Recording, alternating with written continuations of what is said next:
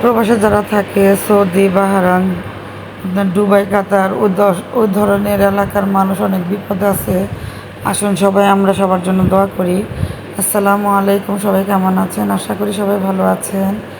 আমি আল্লাহর রহমতে ভালো আছি। প্রতিদিনের মতো নতুন একটি ভিডিও নিয়ে আপনাদের মাঝে হাজির হলাম। আমার মানে আপনাদের ভাইয়া যে এলাকায় থাকে সেখানে নাকি আপনার কালকে 60টা বোমা পড়ছে। আল্লাহ অল্পর জন্য সব কিছু বাঁচিয়ে রাখছে। আর যারা আছে তাদের যদি কোনো ক্ষয়ক্ষতি হয়ে থাকে আল্লাহ তাদেরকে ভালো রাখার।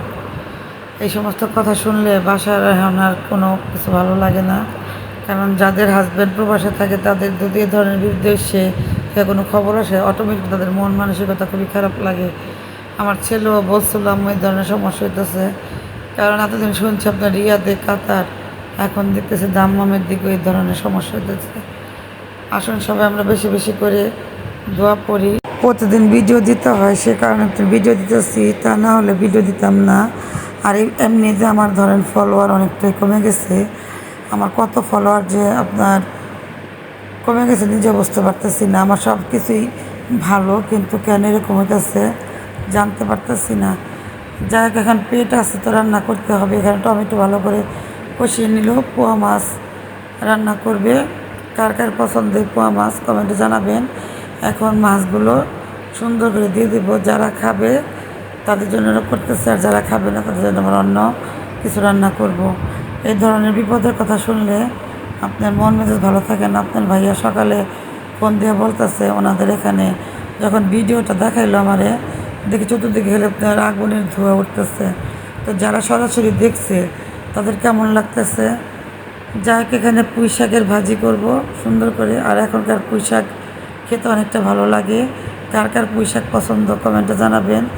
আর আমি এভাবে পুঁই শাক ভাজিটা খুবই পছন্দ করি। আবার চিংড়ি মাছ রান্না করলে ভালো লাগে। এই প্রবাসে কারো বাবা থাকতেছে, কারো স্বামী, কারো ছেলে, কারো অনেক মহিলারা আপনারা বিদেশ করে সন্তানের দিকে চাইয়া। কারণ এই সমস্ত ঘটনা শুনলে অনেক খারাপ লাগতেছে। একে আমার বুকে ব্যথা, আমার শরীর একেবারে ভালো না। এই ধরনের কথা শুনে আমার মনটা খালি অস্থির লাগতেছে। এদিকে স্বামী থাকে, ভাসুর, ছেলে, আবার দেবর থাকে কাতার, আমার দুবাই, মানে সব দেশে আমাদের আত্মীয় স্বজন থাকে। সবাই সবার জন্য দোয়া করি বেশি বেশি করে। যাই হোক, এখানে আজকের দুপুরে কী কী রান্না করার সম্পূর্ণ ভিডিওগুলো শেয়ার করলাম।